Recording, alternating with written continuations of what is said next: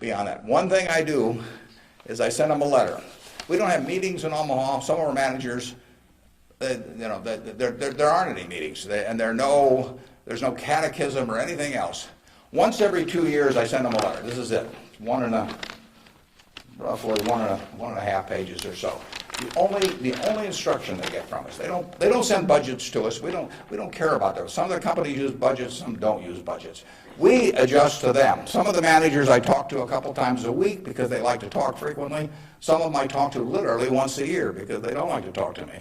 And whatever, it's up to them. I adapt to them. The only thing I tell them, and this letter, which went out January 20th, 2003, it says it's been 2.5 years since my last memo. Now, how many big companies that you have the managers out there? Been 2.5 years since they heard from the home office. It's been 2.5 years since my last memo. Here are a couple things to keep in mind. And number one, and this is number one every time. This doesn't change. It won't change 2 years from now or 4 years from now or 6 years from now. Number one, we can afford to lose money, even a lot of money. We cannot afford to lose reputation, even a shred of reputation. Let's be sure that everything we do in business can be reported on the front page of a national newspaper in an article written by an unfriendly but intelligent reporter. In many areas, including acquisitions, Berkshire's results have benefited from its reputation, and we don't want to do anything that in any way could tarnish it. Last year, Berkshire was ranked by Fortune as the 4th most admired company in the world. This year, we were 3rd in the United States. They just published it. It took us 37 years to get there, but we could lose it in 37 minutes. And that's the message. I mean, we can lose money. It does, nicer to make money, but we'll figure out ways to make money. But we can't lose a shred of reputation because you don't get it back. And you can. I said 37 minutes, but you can lose it a lot faster than that. You can lose it in 5 minutes. And in fact, I was talking to Bruce coming in, and he did some work around Salomon Brothers, and I went back there 11 years ago because this firm, which had the second largest balance sheet in the United States at that time. It was a preeminent firm on Wall Street. John Goodfriend, who ran it, had his picture on the front of Business Week as the king of Wall Street. And in late in April 1991, he made a fateful decision. It was reported to him that an employee down the line had flim-flammed the U.S. Treasury, had broken some rules, tried to play games with him. And John did not report that fact to the Treasury or to the Federal Reserve or to the SEC or to anybody else. He didn't do anything wrong himself, but he got behind the curve. He didn't report it. The president of the company, Tommy Strauss, didn't report it. If you saw that Katie Couric show on Sunday night on the Central Park Jogger, Tom Strauss was on there, but Tom Strauss ended up losing he was president of Salomon Brothers. John was chairman, John Goodfriend. They didn't do anything. They dawdled. And after a few weeks, the same guy that had committed the terrible acts earlier, on May 15th, he did the same thing again at a Treasury auction.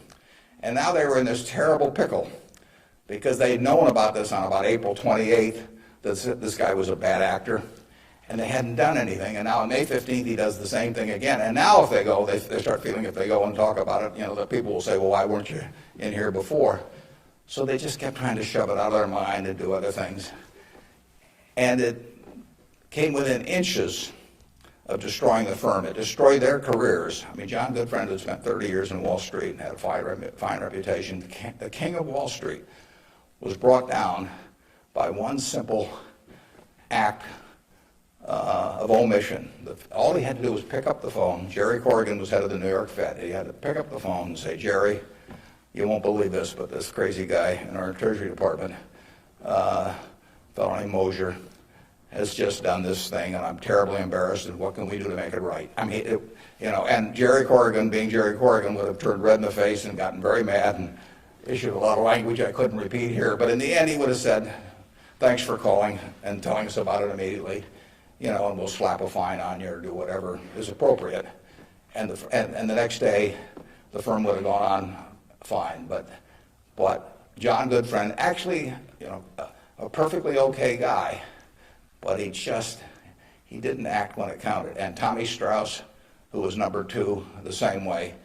And later on, they were fined and in a certain way kicked out of the securities industry. And Solomon barely survived. 8,000 employees around the world had their future in real jeopardy because of that single act.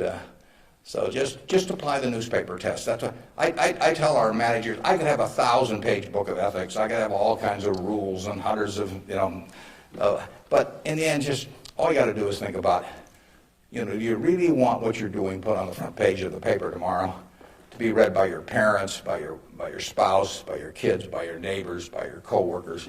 And if you're embarrassed about it, just forget about it. You're all going to do well financially. The nice thing about it is, you live in America in the year 2003. You don't live in Bangladesh. You don't live in America, of 1790 when it would.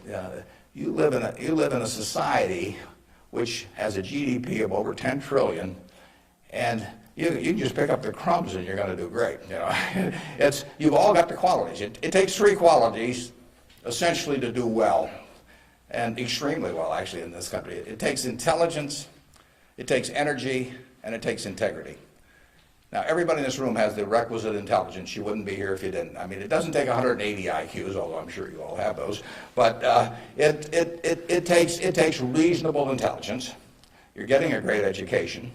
You've got the energy. That's why you've shown up in school. And it takes integrity. And I say, if you don't have integrity, if we don't want to hire somebody that's got intelligence and energy if they don't have integrity. We'd rather hire somebody that's dumb and lazy if they don't have integrity, because they probably will never get around to cheating us or doing something. Last thing in the world I want is somebody that's lacking. Mosher had intelligence and energy at Solomon. He was head of the government bond trading thing, and he had lots of intelligence and he had lots of energy, and he went to jail, and he almost brought down the firm. And integrity is absolutely an option.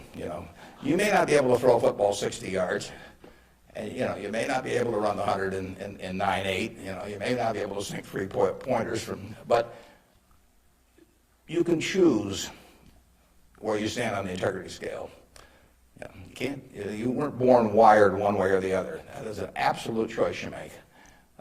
And the heroes I've had in life have been the people that I felt stood out in that respect. My number 1 hero was my dad, but I've had other heroes, Tom Murphy, Ben Graham, people like that. And the reason I admired them was not because they were the smartest people in the world, although they were plenty smart. And it wasn't because they made the most money. That meant nothing.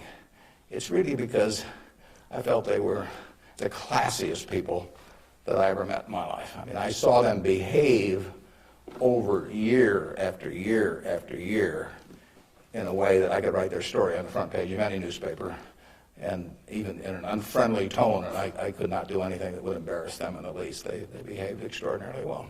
And having the right heroes, is terribly important. You tell me who a 10-year-old's heroes are, and I can give you a pretty good prediction about how they're going to turn out. You want to choose your heroes very carefully, because you're going to look like them at some point, and you're lucky if you've got the right ones. I'll give you an aside, and then we'll get on to your questions. But it's something, you're not parents yet, most of you. But when you're a parent, you are the natural hero of your child. You're this great big thing here. There's 2 of you great big things, and there's a little tiny child dependent on everything. You are the natural hero, and anything they get in school, subsequently, anything else, they're going to be shaped more by what they see in this behavior of yours toward them than anything that will impact them later in their lives. And if they want you to be the hero, you can destroy that, of course, and you've seen it done many, many times. But actually, if the parents are proper heroes, the child is about 90% of the way home, and you're lucky if you've had parents like that. And you can be that to your children, or you can be something else, and you're shaping that person. It's nice to learn accounting when you get to Nebraska, but the behavior model that you take on is incredibly important.